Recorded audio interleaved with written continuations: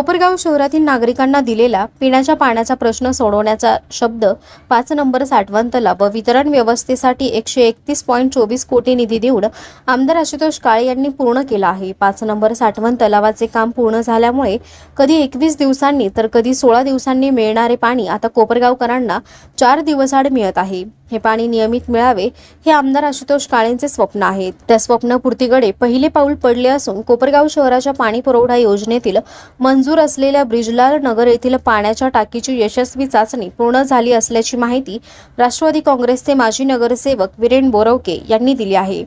यावेळी त्यांनी विरोधकांनी केलेल्या टीकेला उत्तर देत निशाणा साधला आहे। काय म्हणाले वीरेन बोरवके पहा सविस्तर। आज या ठिकाणी सर्वप्रथम महात्मा फुले यांच्या जयंतीनिमित्त त्यांना विनम्र अभिवादन करतो।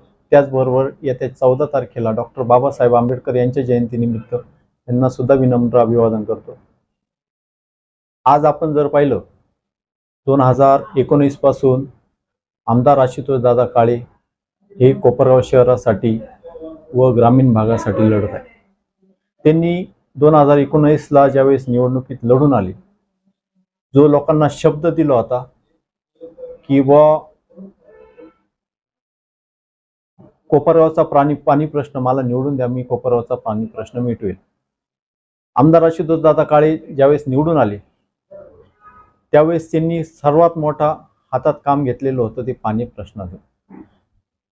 आतापर्यंत भूतोन भविष्य एवढा निधी आपल्या कोपरगावच्या पाण्यासाठी 131.24 कोटी रुपये एवढा निधी कोपरगावच्या पाणी प्रश्नासाठी आपल्याला आमदार आशुतोष दादा काळे यांच्याकडून मिळाला। त्या 131.24 कोटी निधीमध्ये आपल्या कोपरगाव शहरातील 5 नंबर साठवण तलाव असेल, ते कॉन्क्रिटीकरण असेल, त्यामध्ये आपल्या कोरोवा नगर, संजय नगर, ब्रिजलाल नगर व साईबाबा कॉर्नर अशा विविध ठिकाणी पाण्याच्या टाक्या आणि 95 किलोमीटर पाईपलाईन अशा पद्धतीने ते 131.24 कोटी आपलं इस्टिमेट होतं। आणि त्या अनुषंगाने आज 5 नंबर साठवण तलाव पूर्ण होऊन 1 वर्ष पूर्ण होऊन आज जे कोपरगावला 21 दिवसाआड पाणी होतं ते आता 4 दिवसानंतर 5 दिवसानंतर मिळत आहे। तर आज या ठिकाणी मला सांगायला आनंद वाटतोय की आमदार आशुतोष दादा काळे यांनी जी योजना आणली होती, आज ब्रिजलाल नगरची टाकी हिचा आज ट्रायल झालेली आहे। त्या ट्रायल मध्ये म्हणजे कोणत्याही प्रकारची अडचण न येता ती ट्रायल यशस्वीरित्या पार झाली आहे। आणि त्या ब्रिजलाल नगरच्या टाक्यावर प्रभाग क्रमांक 1 मधील भाग असेल, त्याच्यानंतर प्रभाग क्रमांक 10 मधील भाग असेल, त्यामध्ये श्रद्धा नगरी, जैन मंदिर, गोरोबा नगर जैन मंदिर, त्याच्यानंतर ब्रिजलाल नगर, गवारी नगर अशा विविध ठिकाणी त्या पाईपलाईनचे वितरण होणार आहे।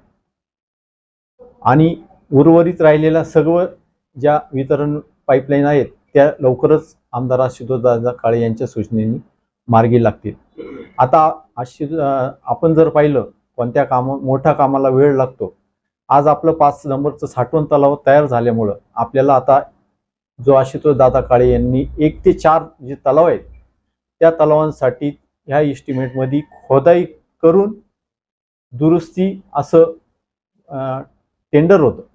पण आता आमदार आशुतोष दादा काळे यांनी वरती प्रस्ताव पाठवला की 1 ते 4 जे तलाव आहेत कोपरगाव शहरातील ते सुद्धा कॉन्क्रिटीकरण व्हावे, म्हणजे येत्या भविष्याचा कोपरगावचा 50 वर्षाचा जो पाण्याचा विषय तो संपेल। आणि आपल्याला दादांचे पूर्ण प्रयत्न चालू आहे की हे पाणी आपल्या कोपरगाव शहरातील नागरिकांना रोज मिळालं पाहिजे। त्यासाठी नगरपालिकेला दादांनी प्रस्ताव पाठवलेला आहे की ज्या सूचना केलेल्या आहेत आणि त्या पद्धतीने प्रशासनाने लवकरात लवकर त्या पूर्ण करून आमदार साहेबांच्या कडे तो जो प्रस्ताव आहे तो सुपूर्द करावा, जेणेकरून त्याला जो काही लागणारा निधी आहे आमदार साहेब नक्कीच आपल्या कोपरगाव शहरासाठी ते आणतील।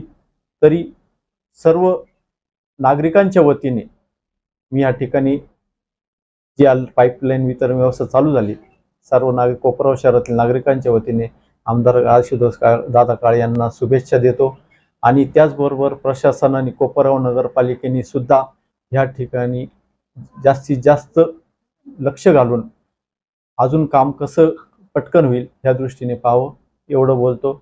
जय हिंद, जय महाराष्ट्र. उद्घाटन झालं आहे. उद्घाटन समारंभामध्ये तुम्ही नव्हते. आज तसं पाहिलं तर कोपराव शहरातील प्रत्येक नागरिकांना माहिती की व ही योजना सर्वात मोठं श्रेय कुणाचं हे आमदार आशुतोष दादा काळे यांचं. आमदार आशुतोष दादा काळे जरी सत्ता नगरपालिकेत दुसरीकडे जरी असली तरी आमदार आशुतोष दादा काळे यांचं म्हणणं आहे की व आपल्याला उद्घाटनाशी नाही, आपल्याला काम करायचे. फक्त याच्यात मला विनंती आहे, विरोधक नाही म्हणता येणार, नगरपालिकेत ज्यांची सत्ता आहे त्यांनी जरी उद्घाटन केलं आमची काही हरकत नाही. शेवटी लोकांना माहिती की बुवा त्या ठिकाणी आम्हाला कोणाला बोलवलेलं नाही, आमच्या राष्ट्रवादी काँग्रेस पार्टीच्या कोणाला बोलवलं नाही असं मला वाटतंय. कारण तिथं फोटोमध्ये जर पाहिलं तर राष्ट्रवादी पार्टीचे कार्यकर्ते नव्हते आणि त्यांनी निवडून आल्यापासून एक सुरुवात केलेली कोपरगाव शहरात जे कामं करायचे आहेत, विरोधांनी जर सांगितले तर ते लवकर काही करू नयेत अशी त्यांची भूमिका आहे एकदम म्हणजे न आवडणारी, जनतेला न आवडणारी. तर त्यांना पण विनंती आहे की बुवा जे कोपराव शहरातील राष्ट्रवादी काँग्रेस पार्टीचे जेवढे नगरसेवक असतील त्यांना सुद्धा जनतेने निवडून दिले आणि नगराध्यक्ष जे असतील नगरपालिकेचे त्यांना सुद्धा त्या भागातून मतदान पडलेलं आहे, ज्या भागात त्यांचे नगरसेवक नसतील.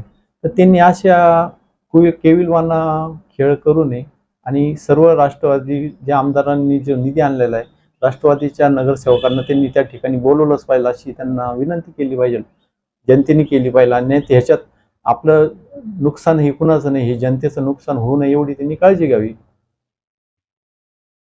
आज त्यांनी उद्घाटनाप्रसंगी आरोप केलाय की हे काम 2 वर्षापासून बंद आहे, म्हणजे ते पाणी टाके चालू झाले नाही, 2 वर्ष पूर्ण होते. तसं पाहिलं मी मगाशीच म्हटलं की एवढं मोठं 131.24 कोटीचं काम पूर्ण होताना काही काळ लागतो. हे पाण्याच्या पाईपलाईन सर्व टाकून झालेल्या पण काही ठिकाणी जोडायच्या बाकी होत्या. आता मी मागच्या टर्मला नगरसेवक असताना मला माहिती काही ठिकाणी त्या पाईपलाईन जोडायच्या बाकी होत्या, त्या ब्रिलल नगर टाकीच्या. त्या आता जो कॉन्ट्रॅक्टर आहे त्यांनी गेल्या 1-1.5 महिन्यापूर्वी त्या सगळ्या क्रॉसिंग जोडून त्याचं कॉन्क्रीट काय ब्रिलल नगर भागात सुद्धा कॉन्क्रीट भरलेलं आहे. फक्त हे आता सांगायची गोष्ट आहे, आता हा विरोधक करणं. ते म्हणताय काय आमची सत्ता आल्यापासून जे थांबलेले काम ते आता सुरू होते, नाही मागच्या काळात ते बंद पडले होते असं त्यांचं नाही. सर्व जनतेला माहिती आहे आतापर्यंत जो नगरपालिकेमध्ये एवढ्या मोठ्या प्रमाणात निधी हा आमदार आशुतोष दादा काळे यांनीच आणलेला आहे. हे आपल्याला म्हणजे विरोधकांना विसरून चालणार नाही.